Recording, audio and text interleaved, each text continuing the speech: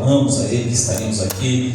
Ele fez questão de deixar aqui um abraço para os irmãos, pastor Luizinho, meu amigo de longas datas, né? Wilder, que nos fez o convite. O Wilder é uma pessoa que eu aprendi a ter muito carinho, juntamente com a sua família, Vitória, também o Neto, que está trabalhando aqui com os irmãos. Fiquei feliz de ver meu amigo, irmão João, irmã Maria, que tem também uma passagem pela minha família de muita fraternidade. Irmãos, é muito bom estar aqui. Eu falei para o Wilder que o tempo está lindo, né? Os irmãos são caprichosos. Pastor Luizinho trabalhando com afinco aqui, juntamente com os irmãos. E hoje é um culto de conscientização missionária. Por que conscientização, pastor Mário? Porque cada um de nós somos um missionário. Quando Jesus disse ide, ele não disse apenas para quem está lá na África, ou quem está lá na Europa, ou quem está na Ásia. O ide é para todos nós. Você se lembra quando você ainda não tinha conhecido Jesus? Alguém chegou até você para falar de Jesus para você, e aquela pessoa então se tornou um missionário, e é por isso que você está aqui. E cabe a nós ter a conscientização de que nós não podemos guardar a mensagem do Evangelho apenas para nós, porque do lado da nossa casa, no ambiente de trabalho e até mesmo no ambiente familiar, tem alguém clamando por socorro, e basta você dizer a ele: Jesus te ama e tem um plano na tua vida, e logo logo ele estará aqui também. Aleluia, glórias a Deus. Eu convido os irmãos para abrir as vossas Bíblias. Abram as vossas Bíblias junto comigo em Lucas. Aliás, vamos ler Atos capítulo 16. Atos capítulo 16, verso 9 e o verso 10. Atos capítulo 16, verso 9 e o verso 10. Diz assim a palavra do Senhor: E Paulo teve de noite uma visão em que se apresentava um varão da Macedônia e lhe rogava, dizendo: passa a Macedônia e ajuda-nos. E logo depois desta visão procuramos partir para a Macedônia, concluindo que o Senhor nos chamava para lhes anunciarmos o Evangelho. Veja bem, irmãos, que o apóstolo Paulo não apareceu a ele um anjo dizendo: Paulo, você precisa ir para a Macedônia. Paulo não apareceu ali um pastor presidente da igreja primitiva, o apóstolo Pedro, dizendo para ele: Paulo, você tem que ir para a Macedônia. Não apareceu um obreiro de destaque ou um anjo. Não, foi apenas uma visão. Paulo era tão sensível, pastor Luizinho, a questão de falar de Jesus, a ser um missionário, que em uma visão, ele dormindo, teve uma visão, e naquela visão apresentou um jovem, e aquele jovem dizia: passa a Macedônia e ajuda-nos.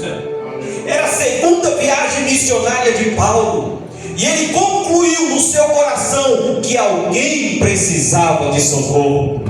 Enquanto você está aqui, tem um vizinho que viu você vindo para cá. Você não sabe, mas tem um vizinho lá da tua casa, lá do teu assentamento, lá do teu lote, que quando você se arruma, coloca o melhor vestido para vir para a igreja, coloca a melhor roupa que você tem para vir para a igreja, porque os servos do Senhor são bonitos, né? Sabe andar bonito. E quando a gente coloca aquela roupa que a gente vê, essa aqui vai agradar o meu Senhor, eu vou para a casa dele, você coloca a Bíblia na mão e você abre a porta para sair destino a essa igreja, a congregação Belém, você não sabe, mas tem alguém que abriu a janela, viu e está dizendo: como eu gostaria de fazer o mesmo, mas não tem quem me ajude. Como eu gostaria de fazer o mesmo, mas não tem quem vem aqui para me fazer pelo menos um convite. Irmão, tem pessoa que tem vergonha de entrar aqui, porque ele vê a casa muito bonita, ele vê que os irmãos se vestem muito bem, e às vezes ele não tem a mesma condição, principalmente lá na nossa sede. Quantas pessoas eu já ouvi lá em Miranda, pessoas simples dizendo: tem vergonha de entrar naquela sede, na sede de vocês, que é muito bonita, não é? E talvez eu não tenho nem roupa para ir lá, a roupa que vocês usam, não precisa nada disso. Diga só para ele o seguinte: meu querido, com a roupa que você tem, com o jeito que você tem, o importante é a tua alma. Vai lá, Jesus te ama, Jesus tem um plano na tua vida, e logo, logo ele estará aqui. Aleluia, glórias a Deus. Nós pensamos que ser missionário é ir para a África. Pensamos que ser missionário, irmão, é cruzar o oceano. Mas não, missionário você pode ser.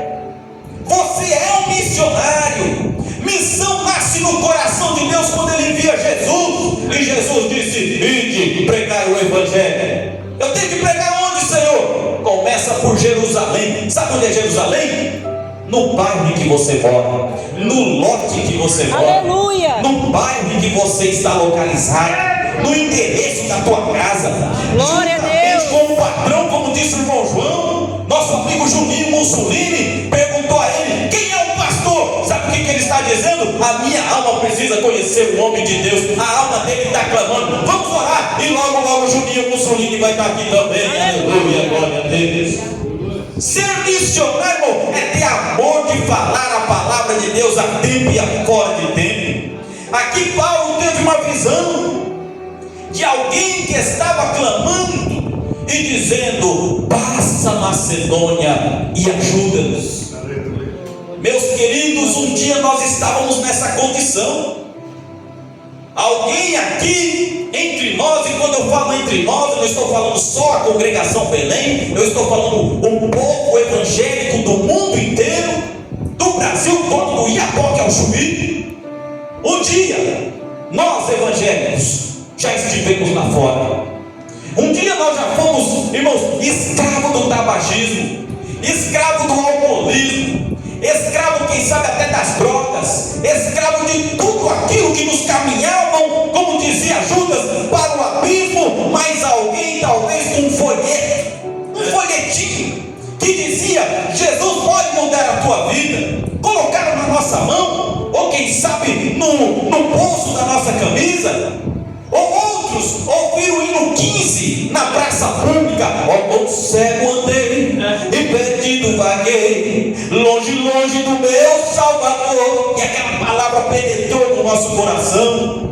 Ou alguém que entrou na igreja porque um parente convidou, ou porque um jovem convidou, e de repente alguém com muita simplicidade disse apenas: olha, eu não sei pregar, mas eu sei dizer que Jesus salva, que Jesus cura, aleluia, que Jesus liberta, que Jesus batiza, que Jesus nos levará para o céu. Glória a Deus. A mensagem entrou no nosso coração, e hoje nós estamos aqui, irmão. Diz que estamos aqui é porque o Senhor quer que a gente faça o mesmo com quem está lá fora. Aleluia. Glória a Deus. Tem alguém dizendo: passa Macedônia, ajuda-nos. Me tira da Macedônia da droga, me tira da Macedônia do álcool, me tira da Macedônia do tabagismo, da prostituição, do adultério. Tem alguém lá fora clamando, e cabe a mim e a você ir lá, passar a Macedônia e ajudar a chegar até aqui. Glória a Deus. Clamor que há na terra. Há um clamor na terra. Alguém está clamando do nosso lado.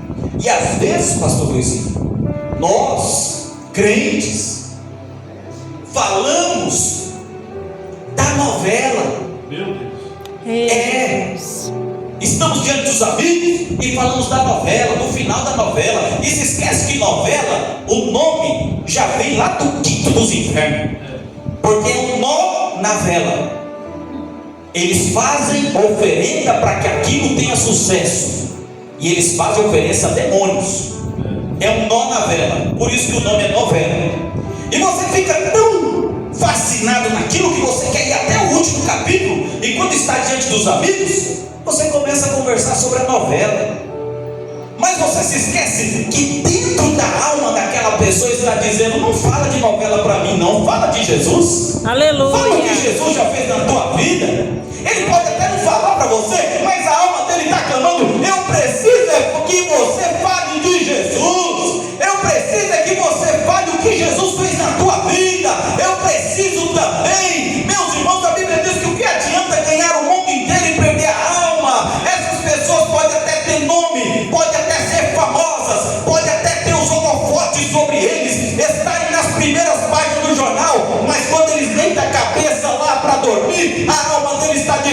Se você não se converter, você vai para o inferno, porque há uma consciência e você pode ajudá-los a chegar até aqui. Aleluia, glória a Deus.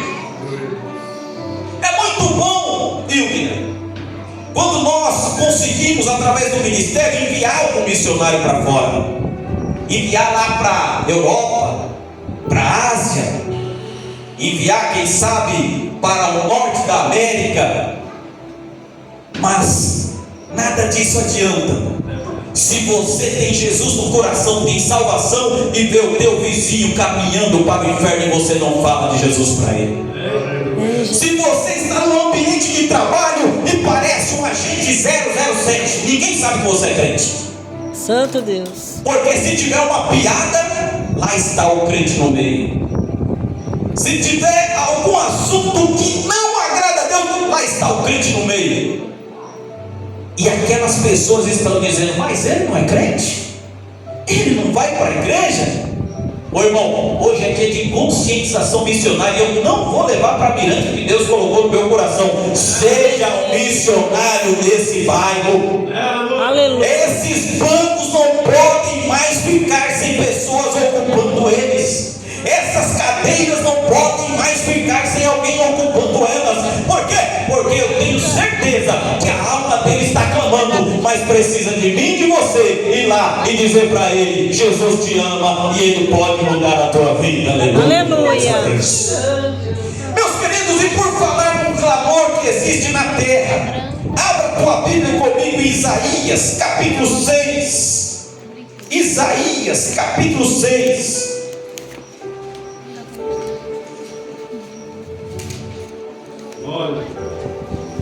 O verso 1 diz assim: no ano em que morreu o rei Uzias, eu vi ao Senhor assentado sobre um alto e sublime trono, e o seu séquito enchia o templo. Os serafins estavam acima dele, e cada um tinha 6 asas, com 2 cobriam o rosto, e com 2 cobriam os pés, e com 2 voavam, e clamavam uns para os outros, dizendo: Santo, Santo, Santo é o Senhor dos exércitos, toda a terra está cheia da sua glória. Os umbrais das portas se moveram com a voz do que clamava, e a casa se encheu de fumaça. Então disse eu, clamor da terra: ai de mim que vou perecendo. Por quê? Porque eu sou um homem de lábios impuros, e habito no meio de um povo de impuros lábios, e os meus olhos viram o Rei, o Senhor dos senhores. Meus amados, Isaías começa dizendo que foi no ano em que morreu o rei Uzias. O rei Uzias, neto, era parente de Isaías. Isaías era escriba do rei, era alguém que vivia no palácio. E se os irmãos pegarem Isaías do capítulo 1 até o capítulo 5, a gente vai ver um Isaías, irmão, fidalgo, um Isaías amigo do rei, que vivia no palácio, no conforto, só olhando os defeitos dos outros. Do capítulo 1 ao capítulo 5 você vê Isaías dizendo: ai desse, ai daquele, ai de quem passa a noite bebendo vinho, ai de quem ajunta herdades em herdades. Ele só apontava o dedo para as pessoas. Ele se achava acima de todos, porque quando ele perseguia alguém, irmão João, e alguém iria lá para tentar descontar a ofensa, o rei Uzias protegia ele. Mas ele disse no capítulo 6 que um dia Uzias morreu. Um dia Uzias deixou de viver, morreu. E quando Uzias morre, ele sai do palácio. E sabe para onde ele vai? Ele vai para o templo. Irmão, tem pessoas que precisam deixar o rei Uzias morrer. O rei Uzias da timidez. Eu não posso falar de Jesus do meu patrão. O que o patrão vai achar? Que eu sou um fanático? Deixa o rei Uzias morrer e fale de Jesus para o patrão. Aleluia. Tem que deixar o rei Uzias morrer. O rei Uzias do orgulho, o rei Uzias da falta de vontade de orar, o rei Uzias da falta de vontade de consagrar. Quanto tempo faz que tem pessoas que não jejuam mais, que não consagram mais, E quando alguém cai endemoniado, ele liga para o pastor: pastor, vem aqui que a coisa está feia. Não é isso que Deus quer de você. Você tem poder de expulsar demônios. Aleluia.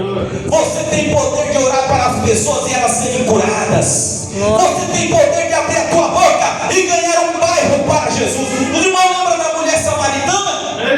Quando Jesus foi até ela e ela reconheceu que ele era o Senhor, ela voltou lá para Samaria dizendo: vinde e vede o homem que contou a minha história, porventura não é ele o Cristo? E a Bíblia diz que os homens daquela terra todinha aceitaram a Jesus, e saiu dali uma Aleluia. missionária. Glórias a Deus, aleluia. E você pode fazer o mesmo. No ano em que morreu o rei Uzias, Isaías sai do palácio, sai do conforto. O palácio fala de conforto, e ele vai para o templo. E lá no templo, meu amigo Wilker, ele viu um rei que ele nunca tinha visto. Ele achava que o palácio do rei Uzias era muito bonito.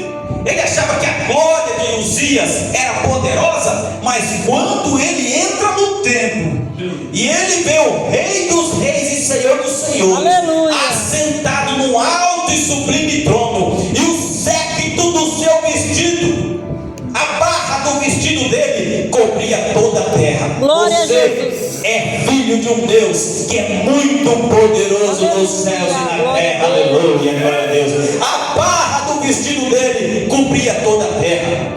E ele viu serafins que voavam ao redor do trono. Eles tinham 6 asas. Com duas cobriam o rosto e os pés, e com 2 voavam. E enquanto eles voavam diante do trono, eles diziam: Santo, Santo, Santo, Santo é o Senhor dos exércitos, toda a terra está cheia da sua glória. Aleluia.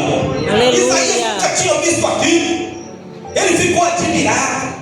E de repente ele ouviu que aquela voz que saía da boca dos querubins, dos serafins, fazia os umbrais da porta tremer. E houve então, como se fosse fumaça cobrindo todo aquele templo. A Shekinah do Senhor desceu ali naquele lugar. E agora, Isaías, que do capítulo 1 até o capítulo 5 só olhava o defeito dos outros, agora começa a olhar para si mesmo. Aí, pastor Luiz, é como se tivesse um espelho na frente dele, e ele começa a dizer: ai de mim que vou perecendo. Mas o Senhor foi lá, pegou uma tenaz que estava uma brasa viva, e com uma tenaz que estava quentinha, tocou nos lábios dele, a impureza dele foi purificado. E o Senhor disse: agora sim, a quem enviarei, e quem há de ir por mim? Isaías purificado, Isaías que não era mais orgulhoso, Isaías que não estava mais no palácio, Isaías que viu a glória de Deus no templo, começou a dizer: eis-me aqui, envia-me a mim. Aleluia, glória a Deus. E é isso que o Senhor quer fazer conosco. Eu vim lá de Mirante dizer que há um clamor na terra, e esse clamor de alguém que a gente conhece. Irmãos, estão fazendo casamento, irmão João, e não oram mais. Casamento em que não tem oração. Estão fazendo aniversário e não oram mais no aniversário. Não lê mais a palavra de Deus em festas familiares. Ajuntam familiares no Natal, no Ano Novo, comem, bebem, mas se esquecem de ler pelo menos um versículo, e estão se esquecendo que tem alguém ali que não é crente, parente nosso, convidado nosso que não é crente, e a gente perde a oportunidade. Por quê? Porque não deixou o rei Uzias morrer. Mas eu vim lá de Mirante dizer para você: deixa o rei Uzias morrer e se torne missionário aqui nesse bairro. Aleluia, glória a Deus. Aleluia. Fale de Jesus a tempo e a fora de tempo. Aleluia. Eu vou contar uma experiência que aconteceu comigo em Presidente Prudente. Eu estava cursando o direito ali na Toledo, e um dos professores me chamou e disse: já que você é evangélico, pega um amigo católico, pega um amigo espírita e faça um artigo sobre liberdade religiosa. E eu me interessei, porque eu falei: a oportunidade de falar de Jesus no artigo. Mas na reunião que teve ali, ele disse: olha, mas faz o seguinte, puxe para o lado de vocês, não puxe a sardinha para o lado de vocês, não. Tenta fazer uma coisa que não fique muito para o lado dos evangélicos, não fique muito para o lado do católico, não fique muito para o lado do espírito. E aí ele terminou dizendo o seguinte: porque quando nós morremos, vamos tudo para o mesmo lugar. E o Espírito Santo falou para mim: diga para o professor Chamé agora que ele está enganado. Se não morrer com Jesus, não vai para o céu.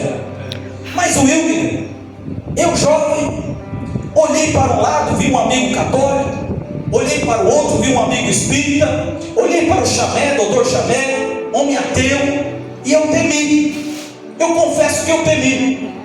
Eu disse, né, se eu falar alguma coisa aqui, vão me chamar de fanático, eu vou ficar quieto. E conversa vem, conversa vai, e o Chamé disse de novo, pela segunda vez: quando morrermos, vamos todos para o mesmo lugar. E eu senti forte, como se eu estivesse ouvindo uma voz forte no meu ouvido dizendo: diga para o Chamé que se morrer sem Jesus, vai para o inferno. E eu me acovardei, não falei. Passado 15 dias, eu estava na faculdade no intervalo, quando de repente alguém começa a se desesperar e a chamar por socorro. O doutor Chamé tinha acabado de dar aula, tinha ido para o banheiro no intervalo na faculdade, e quando ele estava lavando as mãos para sair do banheiro, ele caiu e ali mesmo morreu. Meus irmãos, a cabeça daquele homem ficou preta, ficou roxa, o sangue todo subiu ou desceu, não sei, para a cabeça. E quando colocaram ele ali na maca, e todos os alunos fizeram como se fosse uma corrente de um lado, do outro, para aquela maca passar ali, os pés dele já estavam desfalecidos, ele já tinha morrido, foi morte instantânea. E quando passou aquele corpo perto de mim, o Espírito Santo disse: você viu por que eu disse que era para você dizer para ele que se morresse sem Jesus, morreria sem salvação? Amados, aquilo cortou meu coração. Até hoje, essa voz que eu ouvi não sai da minha cabeça. E a partir daquele dia, eu fiz um compromisso com Deus. E eu saí daquela faculdade naquele dia com muita vontade de falar de Jesus a tempo e a fora de tempo. E eu me lembro que eu saía e eu via alguém no ponto de ônibus e dizia: você falou com Jesus hoje? Como assim, moço? Jesus te ama, tem um compromisso com você, procure uma igreja evangélica. Quando eu estava no ônibus, eu olhava para alguém e dizia: você conhece Jesus?